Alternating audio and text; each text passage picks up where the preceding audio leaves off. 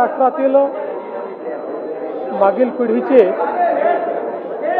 एक अतिशय जाणते नेते म्हणून ज्यांच्याकडे पाहिलं जायचं असे डी.वाय. पाटील दादा यांचा दुःखद निधन झालं.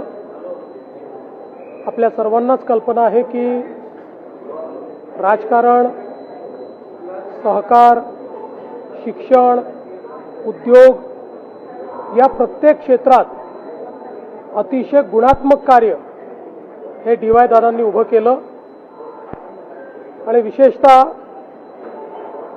समाजातल्या प्रत्येक व्यक्तीला न्याय मिळावा अशा पद्धतीनं त्यांचं कार्य होतं. एक प्रदीर्घ अशी राजकीय कारकीर्द देखील त्यांची होती. नगरसेवक, आमदार इतकाच न तर बंगाल, बिहार आणि त्रिपुरा या राज्याचे राज्यपाल म्हणून देखील त्यांनी कार्य केलं.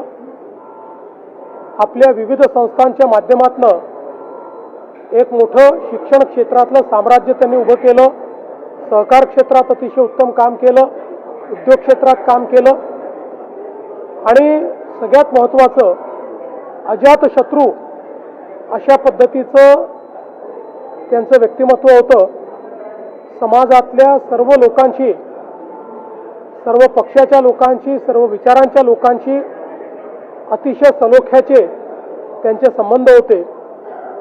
मला देखील अगदी जवळून त्यांच्याशी संपर्क ठेवता आला आणि निश्चितपणे त्यांचं जे व्यक्तिमत्व होतं ते अगदी हवंहवंसं वाटणार अशा प्रकारचं व्यक्तिमत्व होतं.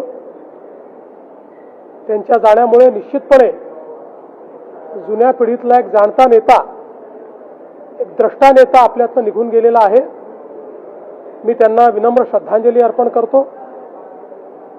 त्यांच्या कुटुंबावर आज हे जे दुःख कोसळलेलं आहे ते सहन करायची शक्ती ईश्वराने त्यांना द्यावी.